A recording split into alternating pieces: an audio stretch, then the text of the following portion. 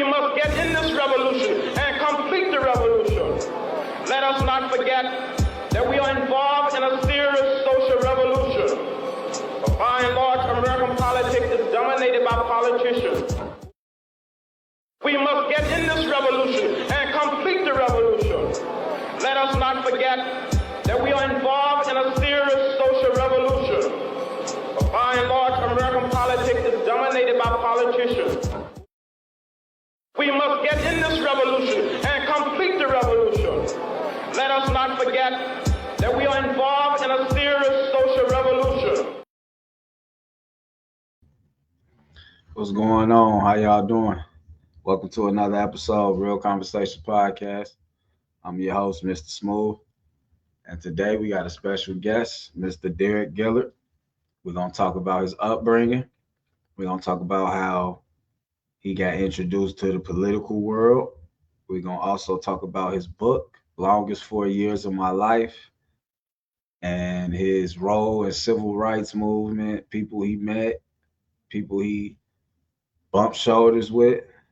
And we also going to talk about him being part of the Trump administration during his first term.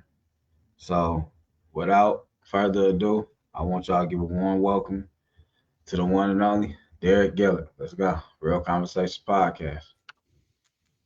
How you doing, sir? I'm good. Good to be here. Good to be here. All right, all right. I'm happy to have you. You know, you got so much in your background, so much you done did in your life, in your lifetime. I'm just so happy to have you just bring your energy and your experience to my audience and to the world. And I just hope everything that you say today touch the masses in a real major way. So we're just gonna start off straight from the beginning, your upbringing, where you from, things of that nature, your household, and we're gonna go from there. All right, that sounds good. Yeah, I was born the year of the Brown versus Topeka Board of Education decision, which is 1954, which legislated the Supreme Court. Thurgood Marshall was the one that tried the case on behalf of the NAACP that said that schools could no longer be segregated because they used to have something called separate but equal. They say if they were giving black kids the same resources that they were giving the white kids in the school, that they could keep them separate. Now, number one, they never gave the black kids in the black schools the same thing, the same resources. That was the whole ploy. But anyway, that was passed in 1954, and I was born like 6 months later. I actually was born on what is now Tyler Perry Studios, which is Fort McPherson, which is in the middle of Southwest Atlanta. And Wow. that's the base that was once commanded by General Colin Powell, who, did a lot of things. First, he's Black Secretary of State and commander of the army and all that. And so, but my parents, well, my mother was from a place called Stockbridge, Georgia, which is about 20 minutes from downtown. Then it was real rural, real sticks. Now it's, it's growing, thriving. It's just part of the big Atlanta, just kind of like Dallas is, it just goes on forever, it seems like. My father's from the Shreveport, Louisiana area, just outside of Shreveport, a little town called Benton. They met in the military, which a lot of people back in the 50s and the 60s, for black people, the escape, the opportunity was going to the military if you were from the South, or going up north, Chicago, Detroit, somewhere, working in one of the factories. Those were the ways out for black folk back then, for the most part, and that's how my parents met. And I my mother was trying to finish school. My father was out off in the war because he was gone a lot fighting.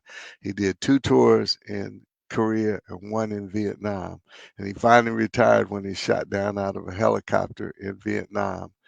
And that's when what brought him back to the States, because he'd go for 3 years, and we'd live on a base. He'd leave. We moved to the town off the base. He come back, we'd either move on that base or we go to a different base. So I got a chance to live all over.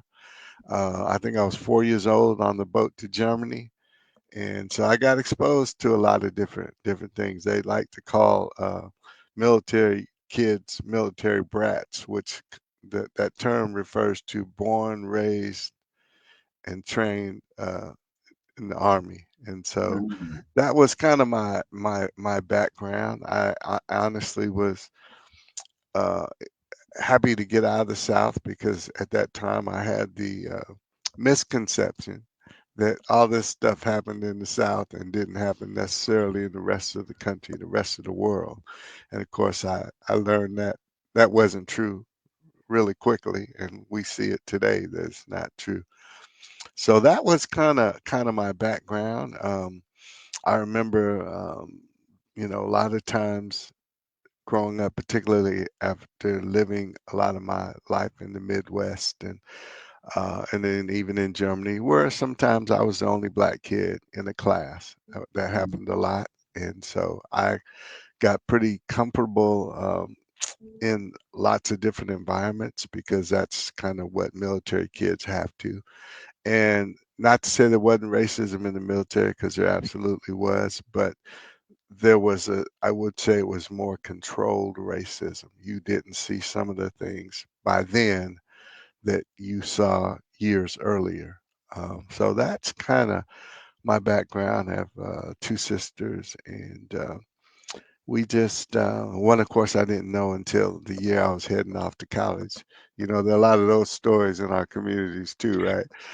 But, so yeah, I think that a lot of the person that I am and the things that I've been uh, open and able to do was a lot because I saw what my father, in particular, how he dealt with a racist society, how he dealt with a country that I don't know if you're familiar. Some of your audience is because I'm sure you got a lot of young men who watch hoops all the time. But I don't remember if you know when I think this was after George Floyd and the guy who was also shot in the back several times by the police in in Indiana, and I'm trying to remember his name right now, but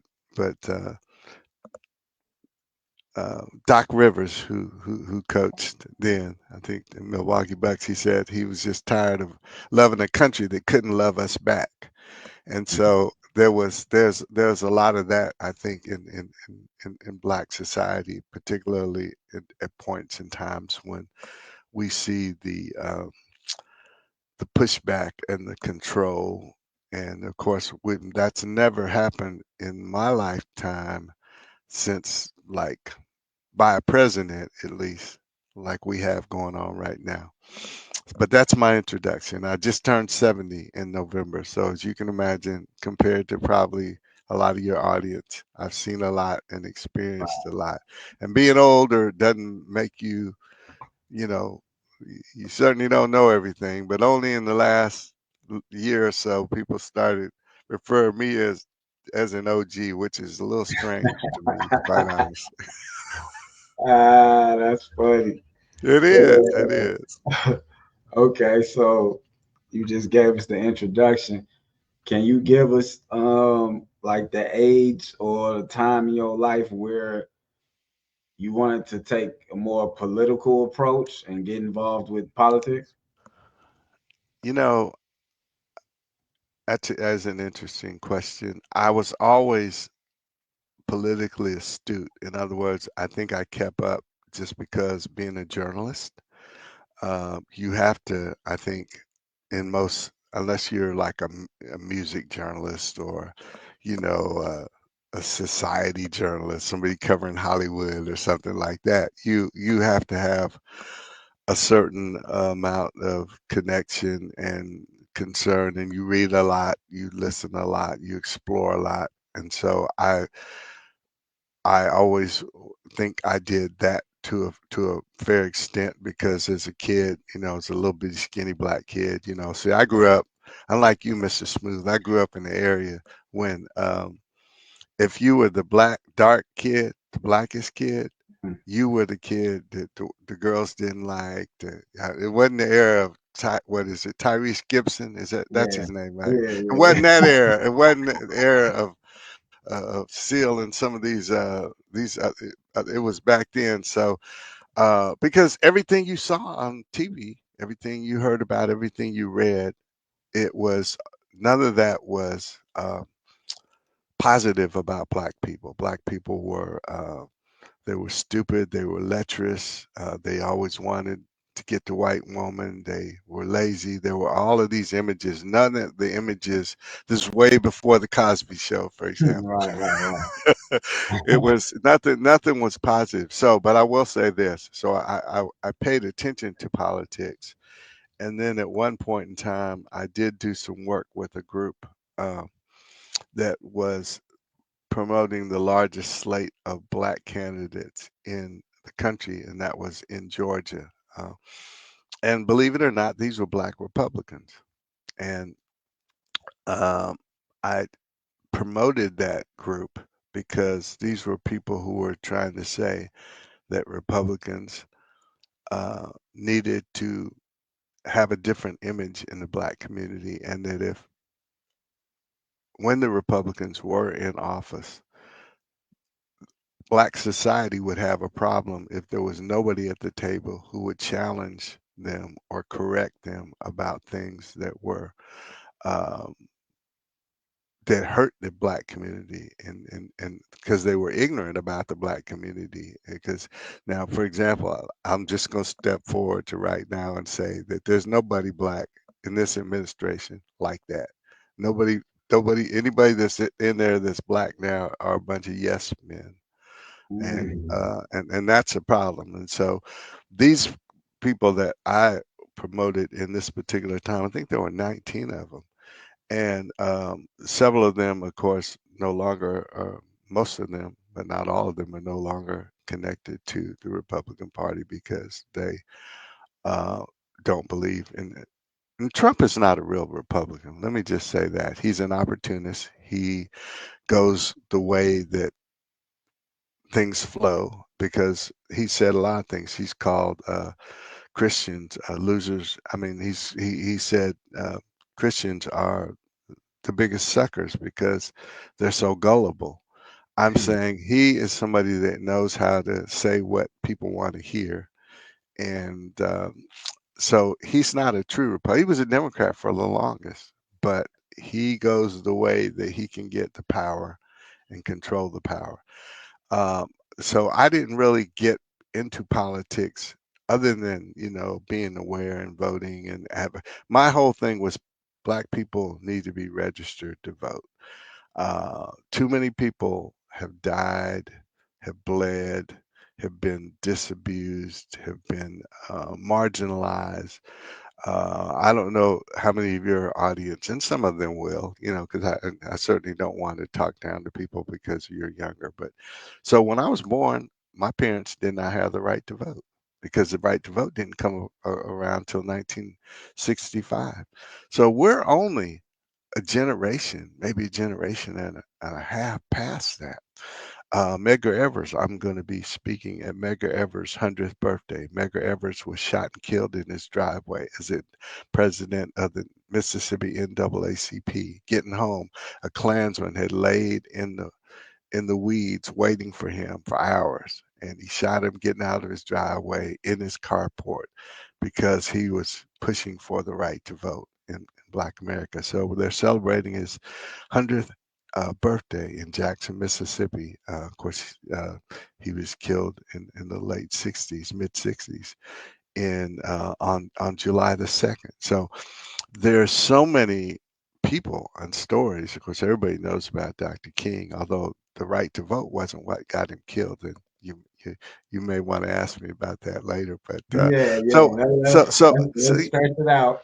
yeah, yeah. So it's something that I think it's precious because and so if today, well, even remember a lot of stuff is even happening today to prevent people from voting. I don't know how much your audience heard about the two poll workers here in Georgia, and they were counting votes down in Fulton County. Fulton County is a black county, and Atlanta's as black a city as there is, Yeah. and yet they Rudy Giuliani, who was Trump's guy, and he swore that they were cheating and stealing voting. And so the courts, ruled that he had to pay them millions of dollars because they couldn't even live in their home. They had to leave their home because of voter intimidation. Used to be voter intimidation really heavily in this country. When people would get killed, your daughter could get raped. Your son could end up in the river like Emmett Till did down in Mississippi. So I'm saying there was a lot of intimidation back then, and you don't have the same level of intimidation. People aren't getting killed because they try to vote, but what they're doing, it's like anybody that was once a convicted felon, you know, you can't vote. I mean, that we had a saying when I worked for Dr. King's organization: you don't vote, you don't count. And there's still, I believe that personally, and I know a lot of people, and particularly young people who just don't think it matters. But if I had one message, it is to say, while you're creating whatever you want to create on the side, a new political party, a new system, still vote while you're waiting, while you're building that. See, when I grew up, because my generation was really the first in mass where all of us could go to any college and university. We had the grades to go to or the money to go to, because before that, that wasn't the case. And so, because I saw my parents, particularly my father, being abused by a system that demeaned him, that treated him as a second class citizen. And I saw the stories and heard all the stories. I knew that when I got the chance to go to college, I had a responsibility to succeed. And it isn't really all about college, it's about whatever. So, like, for example, I mean, I worked my whole time through college. Because, you know, we can do two things at once. We can walk and chew gum at the same Yeah. time. We can go to college, and we can at least work a part-time job. Right. Um, you know, it's like, and I believe a lot of the problems that we have today are the fault of my generation. I'll say that. I think because if we we did see our parents go through all this, we saw them reduced, and where they maybe could have become an architect, or they could have become a nuclear physicist or a doctor or a lawyer.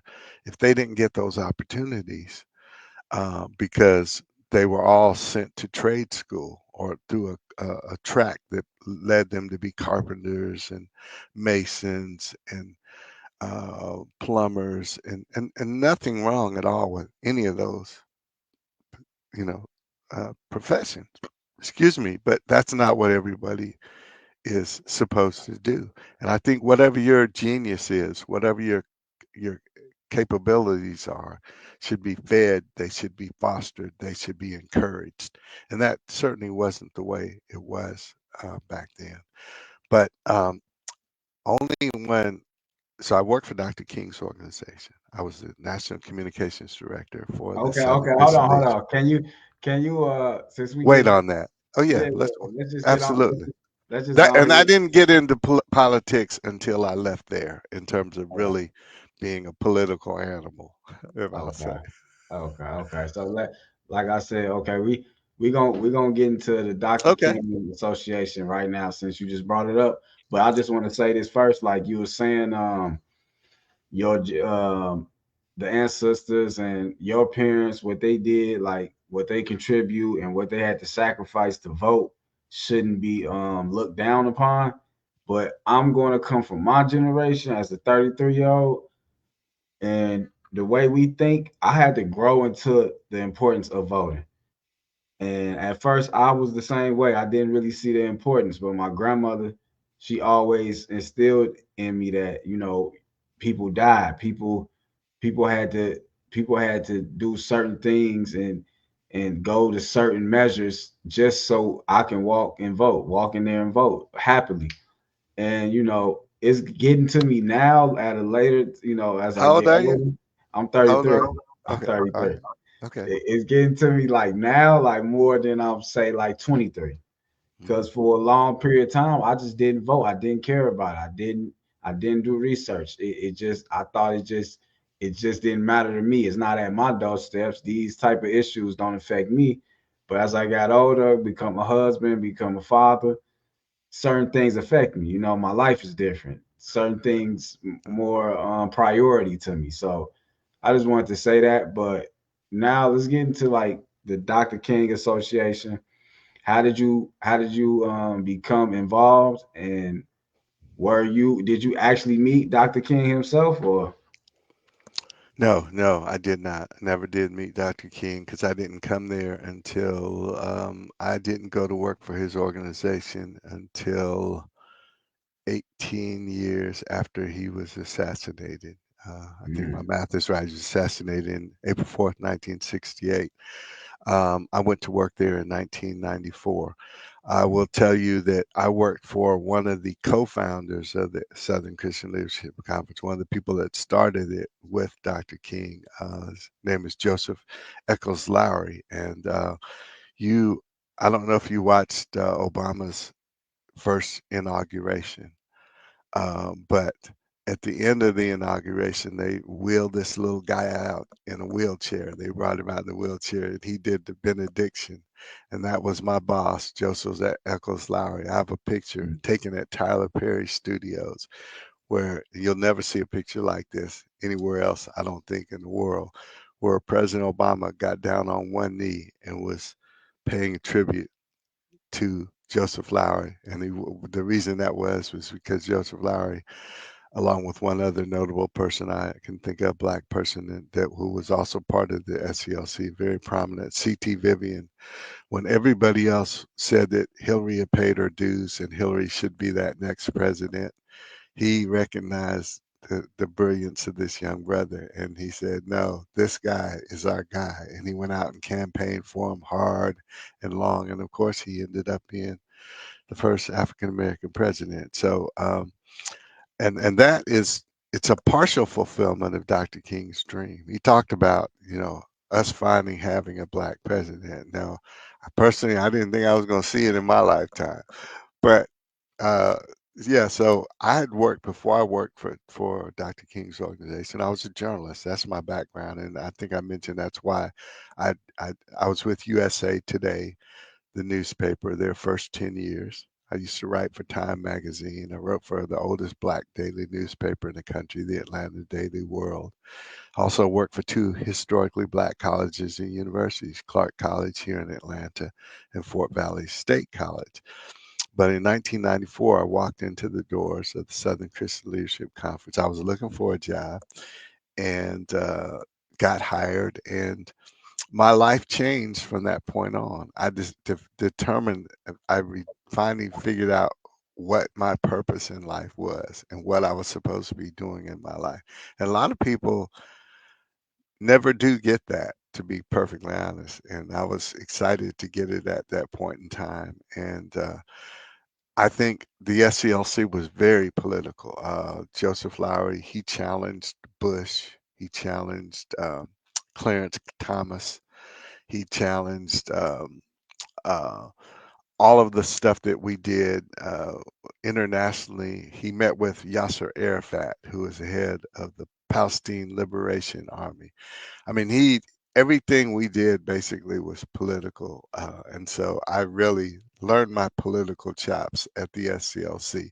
We fought in here in Georgia against something called three strikes and you're out, and the point where you get that third felony, and you're locked away for life. And we fought against politicians who said that they were tired of paying for the sins of their ancestors, and what that meant was white politicians who thought that black people didn't need any more agency, didn't need any more progress, and that they were tired of affirmative action. They were tired of everything that you see under attack, like right now, like Right, diversity, right. equity, and inclusion. And this was back, what is that, 30 years ago. So, but Right. this is that on steroids now, Yeah, that's why I really want under to break Donald Trump. down as well because so many things are happening now that are targeted to us, black people, and all the Absolutely. things we build and all the things that we sacrifice. Like you said, you've been fighting the fight so long. So this administration kind of like spitting in the face of all that. It is. So And guess what? Yeah, he's how do not you even feel? apologizing for it. He's. But he told us he was going to do all this. I would, I would really encourage your listeners, your readers, your audience to go take a look at Project 2025. He laid out before he got elected all the things he's doing right now on paper. And several of his appointees are the key architects of that draft. And all of this, including, and some of the things that I will point out, for example, like if you are your parents alive? Yes, Okay, okay, and grandparents. Do you have grandparents even yeah, still alive? Okay, so he's coming after Social Security. He's mm-hmm. coming after Medicaid. All right, He's coming after Medicare. So some of your people, and I know you have an upstanding listening audience, but maybe one or two of them may uh, uh, uh, have a baby's mama, and yes, so he's going after that money. He's going after all those research. He's going after resources. He's going after Meals on Wheels. Meals on Wheels feeds like hungry senior citizens who don't get enough Social Security. He did that in the first administration, and I was pissed. But what could I do? So I have a father who, like I may have mentioned, he served 25 years in the military, then another 25 years, 26 in the military, 25 years as a pastor in the country. So you'd go to one church on first and third Sundays, and you preach in another church on the second and fourth Sundays. But he needed help, and even though he was a disabled veteran, like I said, shot down out of a helicopter, Trump stopped Meals on Wheels. And so these people who count on this food, and then they take it away from them. And Social Security, about today, over half the people who are on Social Security don't have a pension. Like, pensions were commonplace. If you work for General Motors, or you work for Ford, or you work for IBM, Coca-Cola back in the day, and you retired, you got your 20 years, you will always get a check from them every month. But now, most companies don't pay pensions anymore. And so Social Security for a lot of retirees, and especially going forward, by the time you retire, I almost guarantee you there won't be any pension. So I hope you invest well in your 401ks, if you're in the yeah, stock market, all of these things. But these people, so he's coming after that. And these are things that, we were worried that it might run out, but not that it would come after it. So your parents, ask your parents, are they concerned about their Social Security going away? Or if you have a grandparent. So what I'm saying is that will affect you because you care for them, and you have concerns for them. You don't want to see them struggle in their older age. all right, So all of these things, and a lot of it, Mr. Smooth, quite honestly, is because too many white people in this country vote against their own best interests. What I mean, poor rural white people or poor inner city white people, they rather vote with the rich, the well off white politician, than vote against the people who they have much more common in. And I'll give you an example. So in the 8 states that I worked in, which are North Carolina, South Carolina, Tennessee, Kentucky, Alabama, Georgia, Mississippi, and I'm forgetting one more. Just like in Texas, where you are, you have these conservative governors who do not want to expand Medicaid, for example. Medicaid, the way Obama designed the Affordable Care Act slash Obamacare, was that every state would expand Medicaid.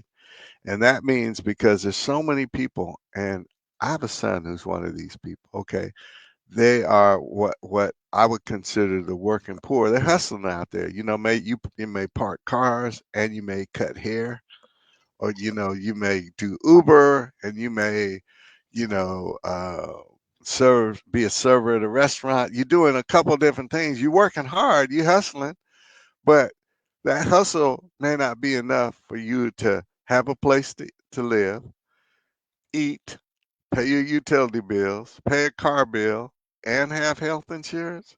Yeah, I bet you know a lot of people like that, don't you? Yeah, of And course. so the Affordable Care Act was saying we need to, because these are the people that run our economy.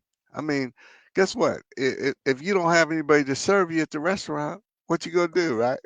Right, I mean, if you don't, I mean, these are people who stock our grocery stores. right. They do all the stuff that All the we, dirty work. all the dirty work, and look at us like we're shipping away all the people, all the immigrants communities, right? I Yeah, know in my community, people who build additions to your house, people who cut your grass, all of these are mostly the Mexicans and the Latinos. I tell you something Joe Lauer used to say about them.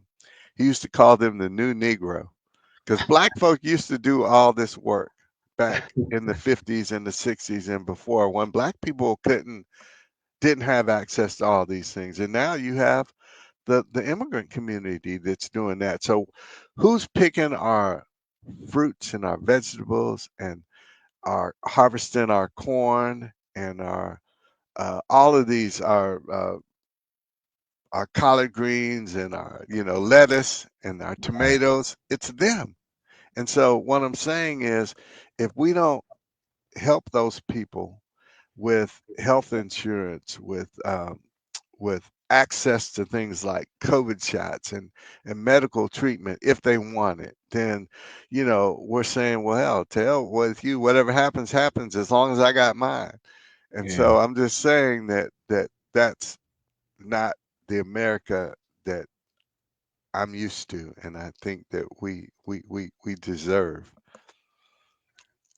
And I know okay. I got off topic there, so No, no, no, no. That's good. We gonna go right. We're gonna go right to another heavy topic. So you being involved with Dr. King administration, um, let the people know like your role in the whole civil rights. Like I was looking you up on your website and it was saying that you been involved with Rosa Parks. So yeah, yeah, yeah. like, I have one of my prized possessions. We gave Rosa Parks her 85th birthday park here at the Ritz Carlton, right on Peachtree Street in Atlanta. Only time I ever been in the Ritz Carlton up until then. And one of my prized possessions is a picture I took of her looking down on her birthday cake, her 85th birthday cake. It's I'm so thankful for that. But yeah, and then the picture you saw was me with her at the SCLC did something called the Drum Major for Justice Awards dinner every year, and I was there with her. But I've been able to, and this is God, it isn't me, wasn't and because I got a lot of talent, I'm good looking, I'm any of these things. It was just that God used me in these places. But Jesse Jackson, his first run for president, Time Magazine asked me to cover that. I didn't do it, but that's a whole nother story. But I mean, I've been able to, and even I'll drop some people as a journalist in the sports world that your journalist folk will love. I mean, I've interviewed Michael Jackson, Kareem. I've interviewed. oh yeah, Oh man, I have a picture. I interviewed Muhammad Ali. We were stuck on a tarmac in a snowstorm in Detroit. Me and my family had gone up for my dad's retirement from the military, and he was a military science professor at Eastern Michigan in Ypsilanti, Michigan, and we were coming back. We were on the plane, and then snowstorm was so bad they wouldn't let us take off. Ali was on that plane. Went up, introduced myself, interviewed him for two hours, an interview I sent to Playboy. But I have a picture, one of my prized possessions. My oldest son at that point in time. So this would have been He was born in 80, so this is 1981, and he's holding my son, and so that's a cool. I got to meet so many people. I was covering the Olympics, and my family was down in Centennial Park here in Atlanta. We had the Centennial Olympics, and we were all in the park just like an hour before the bomb went off in the Olympic Park. And I know you don't know anything Yeah, about that, that's but that, dope. but no, I mean, and then to work for the first black president. So I mean, I've just met again Michael Jordan, Kareem Jabbar, Walter Sweetness Payton. I mean, just kind of on and on. I've been exposed to these people, and even in the civil rights movement, you can. Four people: John Lewis. I knew John Lewis. Didn't know John Lewis well. Andy Young. I've been to Andy Young's house 3 or 4 times. The first, he's ambassador, U.S. ambassador, of course, 3-time mayor of Atlanta. I mean, just a lot of these people. And so it's been really cool. I've lived a charmed life. And I mean, nothing I could ever, because I used to be somebody who was so shy, I would not open my mouth around people. But at Dr. King's organization, my job was I was a public affairs advisor. So I always worked for presidential appointees. Now that meant these people, their whole thing was to carry out the politics, the political direction of the president. Their job was to move that person's policies and mission forward. And so, for example, with Obama, it was the implementation of the Affordable Care Act. So again, I mentioned we had seven of our 8 governors were Republican, and the only Democrat governor was the governor of Kentucky, which Kentucky is one of the poorer states. Okay, you think about the miners in the mountains of Kentucky. So he said, "Look, we know we want help. Come on in, welcome you in. Oh well, a red carpet. Come on in. We want to expand Medicaid." But all the other governors, they said no. They didn't want to expand Medicaid. So now guess what? They had the best health insurance going, but they didn't want other people to have it. And the poor white people in most of these states voted with these governors because they'd rather be like this white man who they could never become that person than the black people who they were had a lot more in common with. So these people didn't expand Medicaid. So what that meant to us was we had to go in and build coalitions in their states. So we would go in and work with the NAACP in Mississippi, for example, the Children's Defense Fund. We'd work with the fraternities and the sororities and the NAACP and the place called MHAP, Mississippi Health Advocacy Program. And so we would, because these people didn't get money, they didn't get paid, but they knew that our people needed health insurance. And so that was kind of what my role was. I was a public affairs advisor. So for example, one of the ugly things for me, I don't know if how much your audience knows about this, but Trump we called him the tweeter in chief. He never wrote emails. He tweeted everything. I don't know if you remember any of that. So Yeah, all he said. I would find myself about four. So I'm not a morning person. I'm usually somebody who goes to bed at 2:30 in the morning. Okay.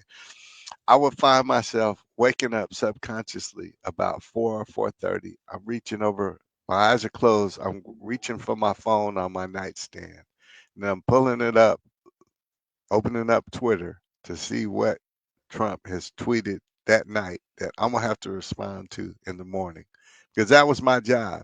If he tweeted it, I had to retweet it. And the messages that he sent out, the lies that he told, I had to repeat them. I had to send them out. Some of the things I give you an example. There's this editor in North Georgia, white woman. She wrote me back. She said, if you send me anything else like this again, I'm gonna put you in spam.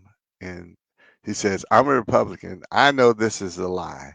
What this, and so they wrote the release, and then I have to send them out. He goes, I know this is a lie, and I'm a Republican, and Donald Trump didn't do any of these things. This isn't true. And if you send me this again, I'm not going to reject everything else you have. Now, I started in the Clinton administration in 1998. I never got a letter like that from anybody. I worked through Bush administration, the Obama administration, the Trump administration, the first 2 years of the Biden administration. So that was a very different animal. That administration, they just like the lies that they tell now. They don't care. They just say it. And people who are caught in an echo chamber. See, when I went to journalism school, you had to take several courses in ethics. In other words, journalism is considered the fourth estate, that you have a privilege and a responsibility to tell people the truth, to be honest. And so I take that seriously. Now, a lot of people who have platforms now are not journalists, and so they don't feel any responsibility to do anything like that. And so, unfortunately, people get caught up in echo chambers and they never listen to the other side. Now, for me, I listen to Fox News, not long because I can't take it for long. I listen to the conservative media. I listen to CNN and MSNBC, and I read a lot. So, in other words, I try to hear a broad spectrum. But some people don't, and they just hear what they hear. So that was my job. My job was to get my boss on radio, TV, and the newspapers in every administration so that they could send out the message. They could what we call amplify the message that the president wanted them to have. And of course, we actually work for the secretary of the U.S. Department of Health and Human Services. Now, the current secretary is Robert F. Kennedy. Now, Kennedy, of course, who ran for president himself, and then he struck a deal with Trump, right? And he said, Trump pointed him. Trump, Kennedy is a notorious anti-vaxxer. Okay, he doesn't believe in vaccines in any way, shape, or form. So he just put out a ruling 2 days ago that said that only people who can get vaccines now that are going to be authorized vaccines are going to be, in fact, people who can't are going to be healthy children and pregnant women are locked out of getting vaccines. So what I'm saying is he doesn't believe in vaccines. He never took one public health course in his life. He's somebody that's dangerous. So how does a president appoint somebody who has he's not an epidemiologist, he's not a doctor, he didn't get a master's of public health even. He's a somebody who just doesn't believe in it. And how do we put our country's health in the hands of somebody like that? So this is my prediction to you. During this administration, COVID is going to come back much worse than we've had it before at some point during this administration. The measles epidemic, we've had the worst cases of measles in Texas. In fact, there's somebody, I can't tell you the name of it. I'm sure you heard this at some Yeah. point in the last. So all measles was something we thought we had gotten rid of, but now you don't have anybody warning you against uh, why measles vaccines are important, why COVID vaccines are important. I'm not telling people that they have to take them, but let's make them available. Let's have the CDC has been gutted. The CDC and the NIH, the National Institutes of Health, that's their job is to do this research and to provide messaging, warning the public about what's coming down the pipe, what you should be concerned about. And if you want these vaccines, if you want this protection, this is how you get it. But that's all going away. And so remember, we lost several hundred thousands of lives to COVID because you know what? Remember what Trump said? It was just going to disappear in the air. He said it wasn't. And then finally he says, well, people are dying. It is what it is. But he caused a lot of that because he wasn't serious. He wasn't a real leader. And so these are that was my job though. My job was to amplify and to whatever that person's message was, my job was to get out there and promote it. So yeah, it was tough, especially in that administration because I knew that half of that was lies. All right, all right. Okay. So with all that said, yo, hell of a life you had, interviews, political route. Let's break down how you came up with the book, longest 4 years of my life. What inspired you to make the book, and how long did it take to actually publish? It took a long time, okay? And let's not to forget the subtitle, which I think is the important part, A View from the Field by a Black Fed in the Trump administration. So I write from three perspectives as a black man in America, right? Because we have to see things differently. And I Definitely. think if we don't, my boss that I told you about that co-founded the organization, the one I have the picture of him kneeling, Obama kneeling to him, Joseph Lowry, he said that a lot of us live in the 51st state of denial. Okay, that was one of the things that he said. So what I'm saying, if we as black people don't want to acknowledge or understand that we are always going to be seen differently in this country. I'm not saying everybody's, prejudiced, everybody's racist, but the first thing they see when they see you is a black man. And Definitely. whatever that means to them, that's real. And we have to understand that. So I write from the perspective of a black man working in Trump's administration. So it was hell on wheels. And no other administration did the first day that things started happening did I know that this is something I need to start writing. I need to start documenting and chronicling all that goes on. So it took me about 6 years because I started then, but I knew that I couldn't publish in the administration and stay there. And most people left. My colleague. So the way our region is the largest region, we had 8 states. I had a colleague, a black woman who used to be a reporter at the Dallas Morning News, as a matter of fact. And she said when Trump was elected, I can't do this, I'm out. So instead of having 4 states, I had 8 states. So it became really clear very differently. We had something when he announced all of the political appointees at HHS. There was a hashtag that went around that said HHS so white because we were not represented. Now, in government, black people really, particularly in the federal government, there are a lot of us in really important positions. But uh, there was there were no black people, no black regional directors of the 10 across the country in the Trump administration, and so it was just it took me a long time because everything I wrote in there, I've got like over 600 footnotes. So these are things that, document what I'm saying. I'm not just pulling stuff out of the air like they're doing in the Trump administration. This is something that's proven, it's documented that was said. So I write from the position of a black man, I write from the perspective of a Christian, and I write from the perspective of a social justice warrior, somebody who believes that um, we need equality in this country and that black people built this country. Black people, slaves built this country. The wealth of this country was built on the backs of black people.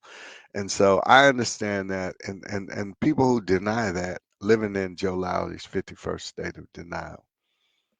So I document the things that so for example, he tried they had over 70 acts of Congress to try to replace and repeal the Affordable Care Act, Obamacare. So his whole thing, and since you have a young audience, they won't be offended by this, but Trump had a hard on to destroy Obama's legacy. Right. He hated Obama. Because he felt like Obama embarrassed him in the correspondence dinner. They have this big dinner every year where it's kind of a roast of the president, but Trump was the first one that said that Obama wasn't born in America. And that whole birtherism thing, they said he shouldn't be president because he wasn't an American, but he was. And so I'm saying, and so he said he kind of laughed at Trump then, and you could see Trump steaming. And so Trump is like a petulant 5-year-old child. He's very revengeful. He comes after you. And look, he just released 6,000 people who tried to overtake the government, right? Yeah. January 6th, Right. he pardoned all those people. You know, Because guess what? He's done it all. Hey, look at all the stuff. He's got 34 convictions, and yet he's still elected president. So, and he would have had a lot more if we could have got him back in court. So, yeah, it took me a long time because I know that people will come after me over this book, and people have and will, especially the more I get it out there. And the deeper we go into this administration, the more he comes after all these programs that are the bedrock of our foundation. You know, again, Social Security. You're seeing these people in town hall meetings all around the country coming where these Republicans host these town hall meetings. They're pissed off at them because they know that they're coming for their Social Security and their Medicare and their Medicaid. And these are white people that are upset. So, uh, people didn't think it was going to affect them, these policies, but it's affecting, it will, unless you're unless you're a billionaire or maybe a white man, you're going to get affected by this. For So sure. yeah, it took me a long time. It did because I knew that, uh, I mean, I couldn't put any of my family's names in the book. I couldn't write a tribute to them. Thank the people. I did thank people who supported me, but because we're not seeing it now because he's got everything rolling his way. But when the resistance steps up, when people start pushing back, and you're starting to see some of this, um, he's going to unleash some of his people. And because you were think about the shooting in Buffalo, the shooting in El Paso. El Paso was a Walmart. Buffalo was the it was like the grocery store. These Yeah. are angry young white men who, because you know what, this is something Joe Lowry used to say all the time. He said this: when white America gets a cold, black America gets pneumonia. So what I'm saying is we're used to struggle. Not every one of us, but some of us in our community, we're used to struggle. We're used to hard times. We're used to having family situations where you got grandparents in there, you got parents, and you have children probably of maybe a child who couldn't figure it out and then taking care of their own children, and you have them. We have lots of these Hmm. extended families in Yeah. our Definitely. community, and so, but there's some white people who aren't used to being uncomfortable. And when it gets uncomfortable for them, then all of a sudden they want to strike back and take away affirmative action, take away diversity, equity, and inclusion, and kill all that because they say, well, black people have too much already. We don't want them to have no more because they taking what's ours. And so I'm saying that that kind of environment is one that we're gonna get increasingly in as white people start to get uncomfortable. Now I know there are a lot of progressive and liberal white people who have a problem with this president, but I'm saying you see he just decided, so they're shipping out the Venezuelans, the Haitians, uh, the people from Nicaragua. You remember 2 weeks ago, he let in the white farmers that are supposedly South African white farmers that are so supposedly being oppressed over in South Africa. South African white farmers in a black country own 77% of the land. And you go over to South Africa, the white farmers will tell you that's not true. That's not what's happening. But guess what? Black South Africans can't come to this country. So I mean, he's openly who he is, who he said he is. You remember? I don't know. You wouldn't remember this, but let me stop saying this. You've heard of the Central Park Five? Definitely. Those brothers, okay, in New York. Hmm. Well, he took out a full page ad back then and calling for them to be executed. Yeah. Now, Death even row. after DNA evidence proved that they were not the person that did it, because another guy in prison confessed, he still to this day says they should be executed. Yeah. So That's it's why. he was sued several times, he and his family, for housing discrimination. So I'm saying he's who he says he is. He ain't no mystery to him, and he told us who he was, and we didn't believe him. It's like you pick up a snake. So the snake bites you. Say, hey, you knew I was a snake, and you picked me up anyway. So this is what you get. So be careful what you ask for. And I think a lot of people, even a lot of white people, who believed in him and supported him, are having a whole lot of regret right now. Yeah, so you done broke it down. So like we coming up on an hour. We just gonna end it with you telling the people how to find you and just a positive message just for the Absolutely, absolutely, yeah. Um, you can go and get my book on Amazon. Okay, you can do that. I I I would hope that people don't do that. I would hope that people will go to my website, which is my first name. It's Derek www.derekgilliard.com. www.derekgilliard.com. That's the name of my book right there. And you can see the two signs on the left, the small signs, you can see them a little bit. It says racism is a sin, and the one on the right says George Floyd was murdered. And both of those are true. And I would say, but if you Google me, you'll see a bunch of stuff, kind of like you did. You can see my web. You'll go to my website, or you can get it at Amazon. I ain't mad at you if you get it at Amazon. Amazon just uh, takes all the money. That's all. But if you get it from Amazon, just get it. And check out some of my podcasts. I've got some very interesting ones, some strong ones. But yeah, because the positive message is this: we'll survive this, just like we survived everything else. It's. I do have a concern that after 4 years he leaves office because remember he didn't want to do that last time, and this time around the safeguards, the people who were institutionalists, we'll call them, who people who believe in the American democracy. This is a country, the only country in the history of the world that's lived for almost 250 years with what we call a peaceful transition of power. When your 4 years is up or your 8 years, you leave, and nobody has to overthrow you. Nobody has to come in and march with weapons and warfare and make you leave. He didn't want to leave last time. He doesn't want to leave this time. He's trying to figure out how to get a third term. So I'm praying that doesn't happen because he's gotten rid of all the generals. You know, the top general, C.Q. Brown, a black man. They got rid of him as soon as they got in there. So people like that who will make sure that we have a democratic society. What we have is a democratic republic.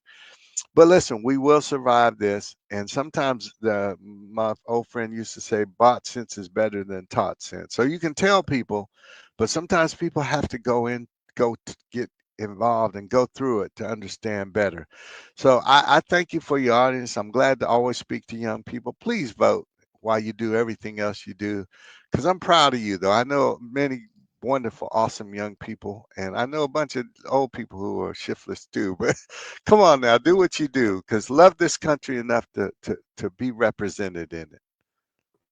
All right, there you have it. We appreciate you. Till next time, you welcome back Yeah, anytime. yeah. Bring me back as we see how things progress. Okay, okay. And get my book, and you'll see what I'm saying. That All right, all this, a lot of it he did undercover then, but now he's just straight out doing it.